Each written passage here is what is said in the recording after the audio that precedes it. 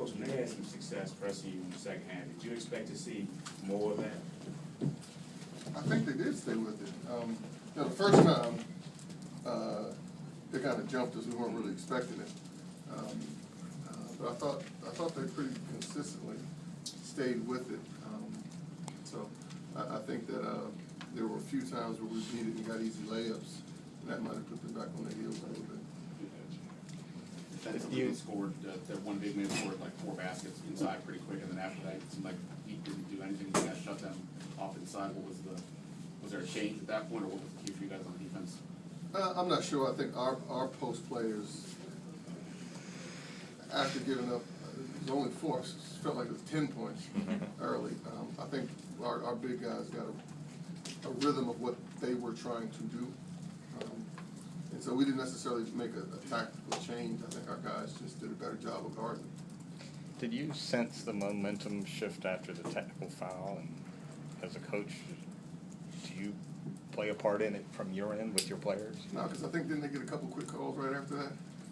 Well, you outscored them 8-1, and they never got closer than like 8 the rest of the way. So. I don't remember. I can't sit here and say yes. I felt the momentum shift after they got the hit. Could you speak about the rebounding job tonight compared to when you met earlier in the season? We did a better job tonight than when we met earlier in the season. The numbers would suggest that.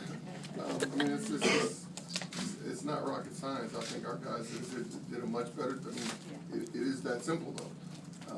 You know, I think we were focused on it. We knew that we had to do that. I think we did a good job. And I don't remember the numbers. I think we had 7 offensive boards in the first half, and so which is what we need to do more often. We got some guys that were going in there giving second and third chances, and so and we have to rebound. We have to rebound. You have to rebound in this league if you want to win. And if I could just piggyback Hopkins' role in that tonight, anything you would say about his contribution? I think, yes, Mikhail got 9 rebounds. Is that career high? Career high. God bless him, man. He's got to do it again on Saturday, Friday. We play next. You know, he did a good job in that regard, but he's supposed to do a good job in that regard. I think if you want to talk about him, the one thing I would talk about more so than anything else is as it relates to the question a few seconds ago, the defensive job on trying to make it hard for Garner. From 54 and 42 to get the ball where they wanted the ball. And those 2 guys are good at getting the ball where they want the ball. And Garner, he's big, he can score, he's a good passer. So when he gets it down there, you know, everyone's in jeopardy, not just his man. And so I think Mikhail, Nate, Moses, when he was in there, did a good job of not letting them get the ball where they wanted it. A lot of offensive fouls called tonight on screens and such. You happy the way your guys adjusted to the way the game was called, or did no, because we were still making crazy fouls right up until the end. Okay. So I don't know that necessarily we were adjusting to it, but when we played through it, I mean, this is Big East. I mean, it's a rough physical game. Always has been, always will be. And so I don't know that there's a question of making any adjustments. You just have to be playing. The points you guys got off turnovers, does that make it easier to stomach a sort of a less effective shooting night offensively? What's my stock answer going to be? Yes. Auto was auto. Well, I'm waiting for y'all to ask that next. Ask about him, then I'm going to say that. Points off turnovers. Those are good. You know, but I think one thing that we got to go back into being quite honest, go back into the gym and tighten up a few things. I think, you know, our defense overall, you know, we got to tighten up a little bit. Tighten up. I don't think it was poor today, but it wasn't at the level where we have been for most of the last little stretch here.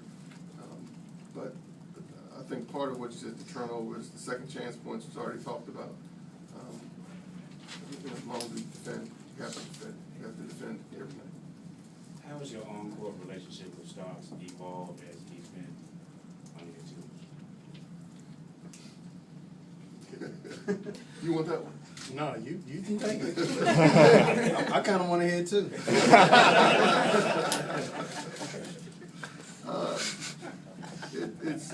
I think how has it evolved? I think we're at a point now where I trust him and he trusts me, and that's not to imply that there was a point where that didn't exist. But just with time together, he understands what I want, you know, and he's been running the team. Not to avoid the auto being auto answer, do you think he flies a little under the radar, maybe, and if so, why? Because you guys don't talk about him enough. Why not? I don't know. Why should we, I guess? Is the He's question. one of the best players in the country. I mean, he's consistently shown that. He's someone that takes pride in, and everyone in this room probably has heard me say this, takes pride in and excels at every aspect of the game. He's not just thinking about my touches, my shots. And all of it is under the umbrella, under the guise of how to put us in the best position to win. Winning is important. And so because winning is important, and he understands that getting that deflection is important. He understands that communication on defense is important. And he understands going after rebounds is important. Because winning, if you do all these things, then we will win. And he wants to win. Questions for the players? Markel, can you just talk about, you hit a couple of those 3-pointers, and then you had a stretch where you had 2 steals in a row.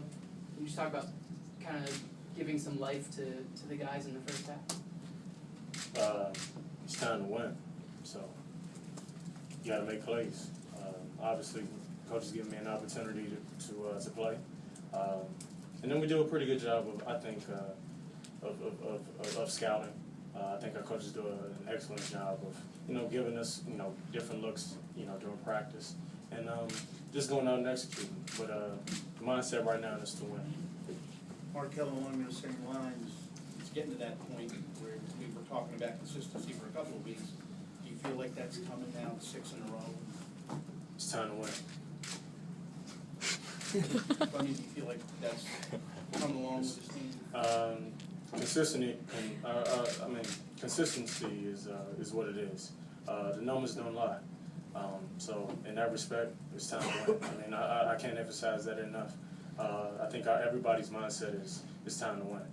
So, Markel, I think it was you after Otto's late and one plan who did a nice little dance there. You did that again, didn't you? You don't have to demonstrate it, but what were you just going through your head on that? I mean, you felt the energy out there. It's just one of the spirit of the moment type of things. It was a good play. It was because the momentum was starting to shift. The crowd was really into it. I'm not gonna say I play off emotion, but I mean sometimes it's like dancing. You just get into it. So did you sense a momentum swing after the technical? Yeah, absolutely. Otto, from your perspective, how is your team different or evolved in any way since that first game against Marquette this season? I mean, we evolved a lot from that first Big East game to now. I think we made a lot of adjustments. Just learning from our mistakes and coming in to practice and trying to focus on those mistakes that we made, so we can't make those mistakes again. And I think as a team, we involved each game. We take it one game at a time, and each game we try to get better. Does it bother you that we don't talk about you enough? No, not at all. Anything else?